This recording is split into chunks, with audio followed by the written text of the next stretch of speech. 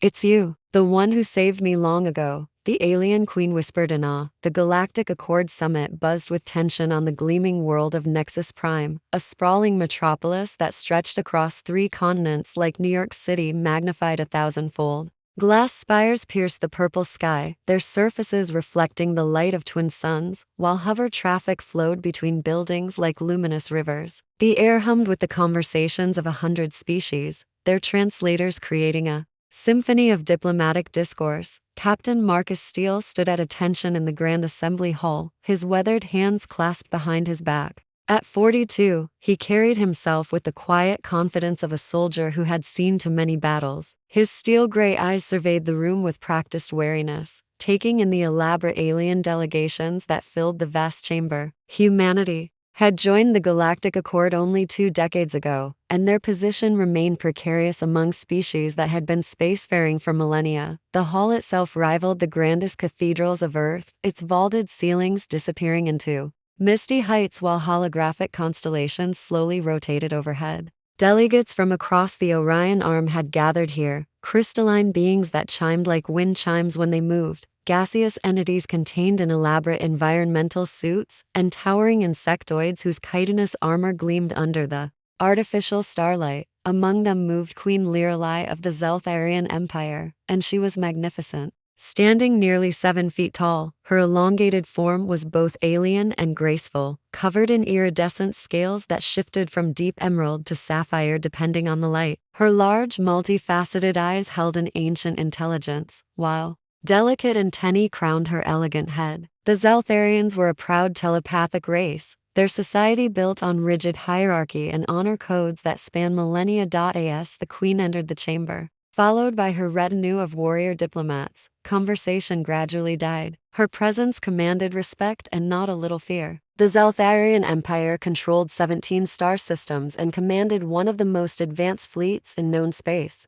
She had ruled for over a century, her wisdom matched only by her reputation for cold, calculating decisions. Marcus watched her approach the central dais, noting the way other delegates stepped aside. He had studied the files on all major leaders before arriving, but seeing Queen Lorelei in person was different. There was something about her bearing that spoke of burdens carried alone, of decisions that haunted even those who made them with unwavering resolve. Then their eyes met across the vast chamber. The queen stopped mid-stride, her elegant form going perfectly still, her large eyes fixed on Marcus with an intensity that made his breath catch. Around them, the diplomatic chatter continued, but something electric had passed between them, a recognition that defied explanation. Marcus felt a chill run down his spine. He had never met this being before, had never even been in the same system as the Zeltharian homeworld. Yet something in her gaze suggested otherwise, as if she were seeing a ghost made flesh. The queen's guards noticed her sudden stillness and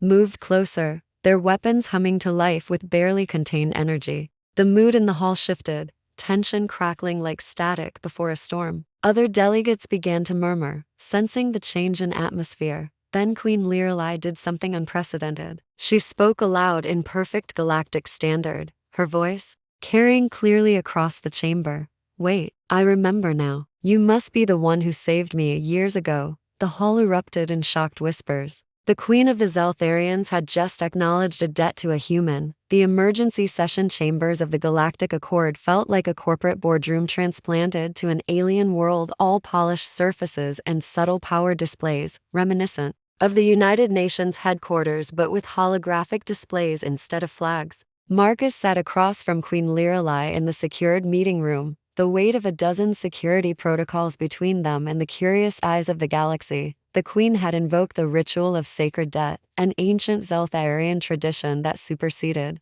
even diplomatic immunity. When one saved the life of Zeltharian royalty, a bond was forged that could not be broken by law, treaty, or even war. It was a concept so fundamental to their culture that the Galactic Accord was bound to honor it. 23 years ago, the queen began, her voice softer now, more personal than the commanding tone she used in public. "I was Princess Lorelei, heir to the throne but not yet crowned. I was on a diplomatic mission to the mining world of Kepler for to see what your people called Dysthaven." Marcus's jaw tightened. Dysthaven. The memory hit him like a physical blow, the smell of sulfur and burning metal, the screams of civilians caught in the crossfire, the weight of impossible choices. He had been a young lieutenant then, part of a humanitarian relief mission that had gone catastrophically wrong when separatist forces attacked the colony. "I remember that world," he said quietly. "The separatists bombed the main settlement. Thousands died." Lorelei nodded, her scales shifting to deeper hues of blue, what Marcus was beginning to recognize as an emotional response. "My shuttle was shot down in the chaos. My guards were killed, and I was trapped in the wreckage, slowly dying from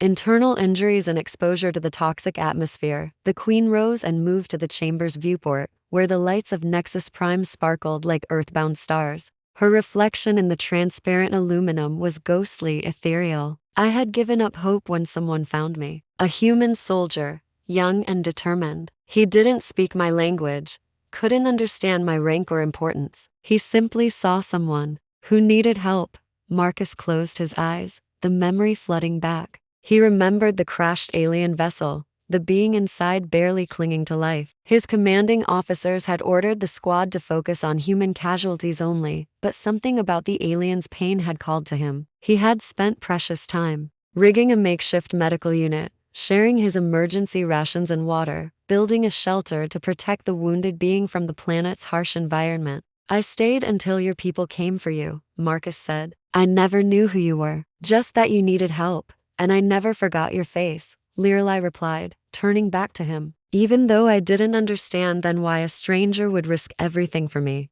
it changed my perspective on your species, on the nature of compassion itself." The revelation hung between them like a bridge spanning two worlds. Marcus studied the Queen's face, so alien yet somehow familiar now, as if a puzzle piece had finally clicked into place. The young soldier who had acted on instinct and the princess who had been saved were meeting again as leaders, their paths converging at this crucial moment in galactic history. "The debt remains unpaid," Lorelei said formally, though her tone was warm. "By Zeltharian law, you have the right to call upon my aid, my resources, my very life if necessary." Marcus shook his head. "I didn't save you for a reward. I did it because it was right."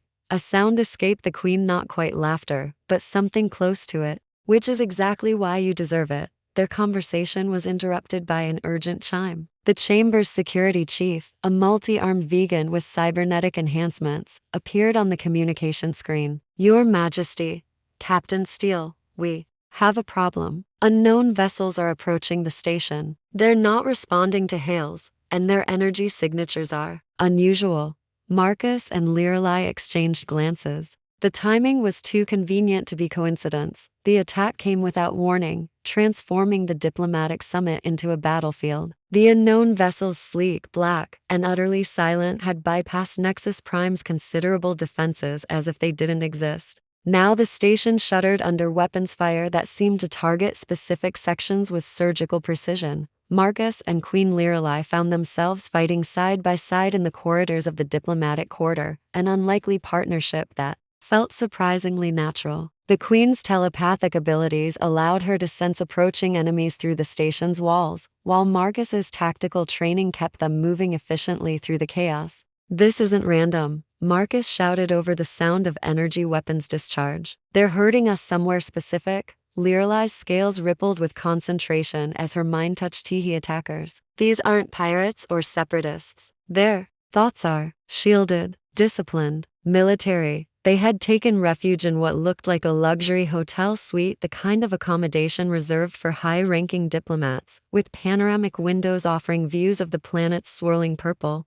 oceans far below. The artificial gravity fluctuated as the station's systems struggled under the assault, making movement treacherous. Through the suite's communication system, a voice crackled to life, cultured, human, and coldly familiar. "Captain Steele, Queen Lorelei, I trust you're enjoying the reunion." Marcus's blood chilled. He recognized that voice from intelligence briefings, from wanted posters, from the nightmares of a dozen military operations gone wrong. Director Morrison. Richard Morrison had once been Marcus's commanding officer, a brilliant strategist who had gone rogue 5 years ago when he disagreed with humanity's integration into the Galactic Accord. He believed humans were destined to dominate the galaxy, not join it as equals. His organization, the Terra Ascendant Movement, had been linked to terrorist attacks across human space. "You always were too sentimental, Marcus," Morrison's voice continued through the speakers. saving alien royalty, advocating for peaceful integration. You could have been great if you hadn't lost your way.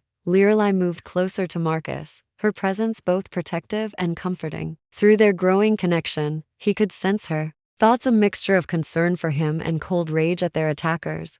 What do you want, Morrison? Marcus called out. What I've always wanted. Human supremacy. The Queen's debt to you is the perfect tool. Imagine a Zeltharian royal bound by law to serve human interests. With her resources and our determination, we could reshape the galaxy. The debt doesn't work that way, Lorelai said, her voice carrying clearly through the room. It's a bond of honor, not slavery. Morrison's laughter was ugly. Honor is for the weak. Power is what matters. The attack intensified, and Marcus realized they were trapped. Morrison's forces had isolated this section of the station, cutting off their escape routes while methodically eliminating the security forces. Through the viewport, Marcus could see Terra Ascendant fighters strafing the station's outer rings, their weapons targeting life support and communication arrays. There, Lorelai said suddenly, pointing to a maintenance access panel. I can sense a shaft that leads to the central core. If we can reach the station's main computer, we can call for help. Marcus finished. Working together,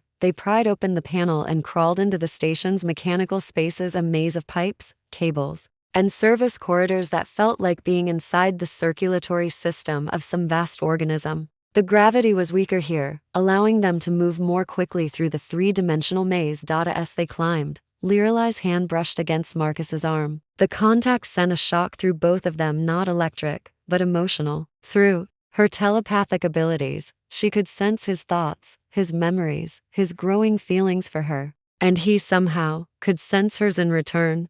This is impossible, she whispered. Humans aren't telepathic. Maybe the bond created something new, Marcus suggested. Maybe saving your life opened a connection that goes both ways. Their shared awareness was both intimate and overwhelming. Marcus felt her loneliness, the weight of ruling an empire while remaining emotionally isolated.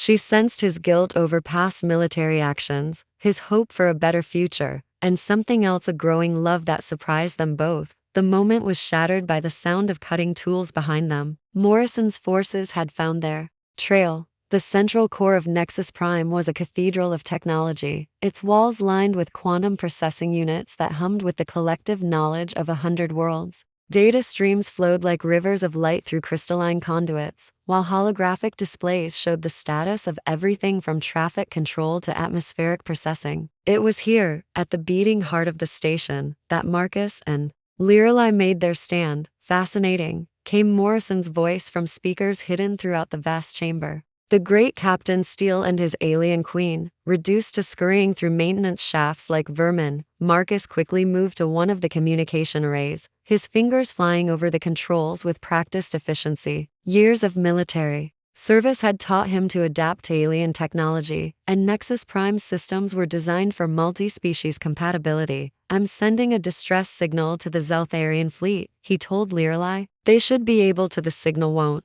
get through, Morrison interrupted. We've established a jamming field around the entire system. No one knows what's happening here except us. Lorelai moved to another console, her telepathic abilities allowing her to interface directly with the station's bioneural processors. Through the connection, she could sense the fear and confusion of the station's inhabitants, thousands of beings from dozens of species, all trapped in this nightmare of human ambition. There are children here, she said, her voice tight with emotion. Diplomatic families, civilian contractors. Whatever your quarrel with the Accord, they don't deserve this. Acceptable losses, Morrison replied coldly. Revolution requires sacrifice. The chamber's main entrance exploded inward, and Terra Ascendant soldiers poured through. They moved with military precision, their armor marked with the twisted version of Earth's United Nations symbol that the terrorist organization had adopted. At their head walked Morrison himself, older than Marcus remembered, his hair now silver,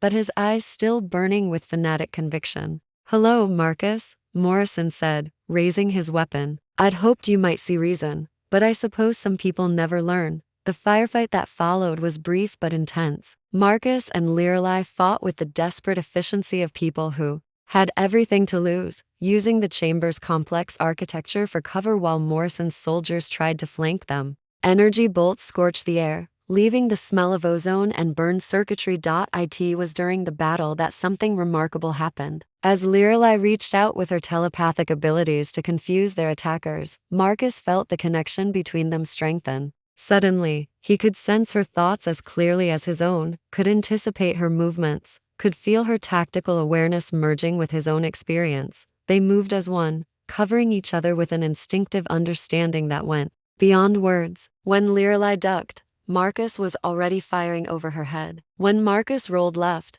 she was providing covering fire from his right. Their shared consciousness allowed them to fight as a single entity with two bodies. Morrison noticed the change immediately. "What is this?" he snarled. "Some kind of alien mind control?" "It's called trust," Marcus replied, his voice steady despite the chaos around them. "Something you never understood." The terrorist leader's face twisted with rage. "You're contaminated, corrupted by alien influence. This is exactly why humanity needs to be purged of weakness." Morrison activated a device on his belt, and suddenly the chamber filled with a high-pitched whine. Marcus recognized the sound immediately, an electromagnetic pulse generator designed to disable electronic systems. But as the pulse spread outward, something unexpected happened. Instead of shutting down, the station's systems began to overload. The quantum processors couldn't handle the interference, and power surges cascaded through the entire network. Emergency. Lighting flickered on and off, gravity fluctuated wildly, and the atmospheric recycling systems began emitting warning sounds.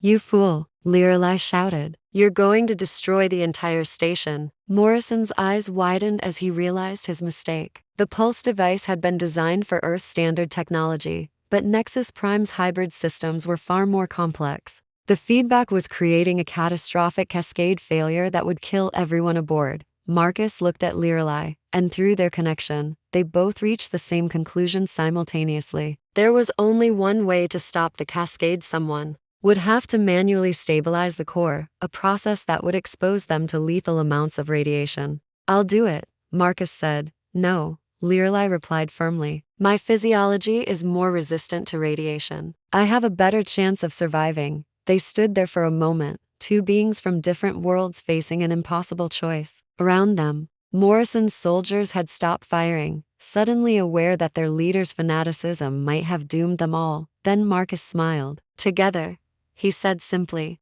The core stabilization chamber was a hellish place of plasma conduits and radiation warnings, where the artificial sun that powered Nexus Prime burned in contained fury. The temperature was well beyond human tolerance, and the radiation levels would have killed any unprotected organic being in minutes. But Marcus and Lorelei entered together, their shared consciousness, allowing them to coordinate perfectly despite the impossible conditions, working in tandem. They began the delicate process of realigning the quantum processors, their hands moving in perfect synchronization as they routed power flows and rebalanced the core's magnetic containment. Through their telepathic link, Marcus could feel Lorelei's physiology adapting to the hostile environment, her Zeltharian healing abilities working to repair cellular damage as fast as it occurred, but even her enhanced biology had limits. As the minutes passed, Marcus felt her growing weaker, the strain of maintaining the connection while fighting off radiation poisoning taking its toll. Yet she never wavered,